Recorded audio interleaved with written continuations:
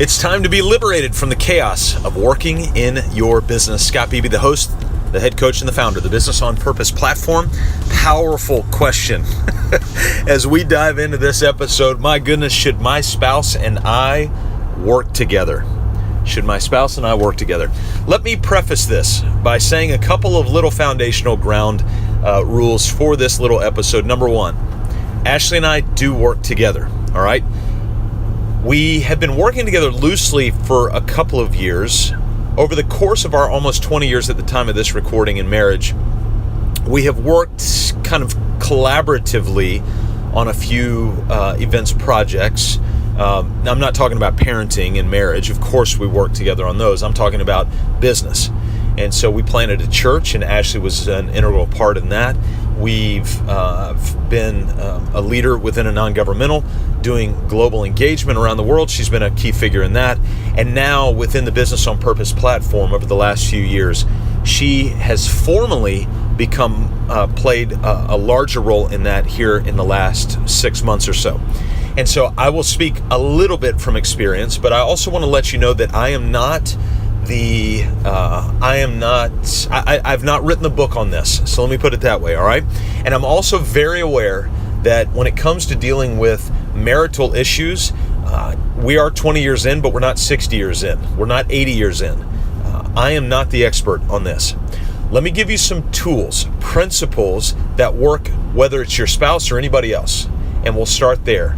And that will help you answer the question if you and your spouse need to work together. Number one, you know where I'm going to go. Vision. You and your spouse have got to be on the same plane as it relates to the vision if you're going to work together, and particularly the vision of the business. If you're not on the same plane of the vision of the business, number one, I would even say go back and revisit your vision, even if you're not working together, because quite frankly, if Ashley is not bought into what I'm doing and I'm not bought into what she's doing, that's no bueno for those of you who speak Spanish. And so I really want to encourage you to revisit your vision. Again, mybusinessonpurpose.com/vision. That is our killer resource where we provide the tools, you provide the sweat, and you can go build your own vision right now, mybusinessonpurpose.com/vision. Once you've got that in place, one of the other things I highly encourage, I don't talk about this a ton on the podcast, but I will here, is profiling your spouse, both you and your spouse. And that is a DISC profile. I really don't care what you use. We just use DISC all the time, DISC. And you begin to understand their personality. So for instance, I am a CI personality.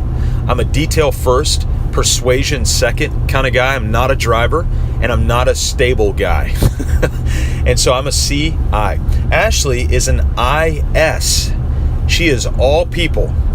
She is our socialite, but she loves to be at the party, but she doesn't want to be in the middle of the room. She just wants to be there. I'm okay with going to the party, and I will run the party when I'm there, but I want to get home and go to bed. I'm an introvert. Many people don't believe that about me, but Ashley understands that about me. I understand that about her. If you're going to work with your spouse, you need to understand their personality, and a DISC profile is a great way to be able to do it.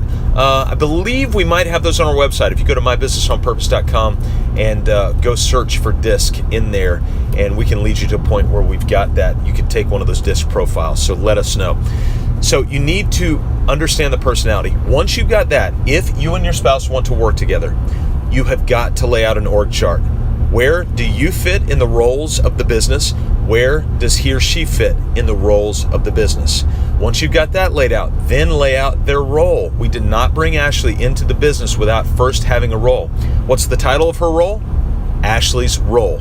That's literally the title of her role, is Ashley's role. None of our roles look normal, by the way. And so we've got a very specific role. And even within that role, she's got a pretty standardized weekly schedule around what that looks like. Here's the bottom line, guys. You want to create predictability, predictable times that you're going to check in. I've been very cautious, and sometimes I've violated this, but I've been very cautious not to talk to Ashley about her task outside of our kind of set times, team meetings, and during the day. Evenings, it's okay to talk about business, but we try to be very cautious not to talk about her task within the business. Again, I'm not the expert on this. you need to kind of build this out, but I do know some principles. Number one, you got to be on the same page with the vision. Number two, know the personality. Number three, set the organizational setup so you know the specific roles that each of you is going to play. And number four, make sure that those roles are spelled out to the T with expectations. And to have some predictable times to check in. For us, it's our Friday morning team meeting at 9 o'clock. And we have a Trello board that we share. So I don't email or text Ashley rarely at all a task that I'm asking her to do. I'll go into our shared Trello board and I'll put that task in there, and then she gets to it when it's her time to work in her role on the business.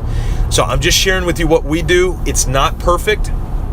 I don't know that it will ever be. Again, we have not written the book on this, but those are some principles I think you can begin using. The very first one, as we always say, you got to start with vision. mybusinessonpurpose.com/vision. You put in the sweat, we'll give you the tools. You get that down, and then you can begin to move from there. Woo, that's a tough question to answer, but I appreciate you asking it. And I hope that's helpful for everybody to understand. Join us next time right here as we help liberate you from the chaos of working in your business on the Business on Purpose podcast.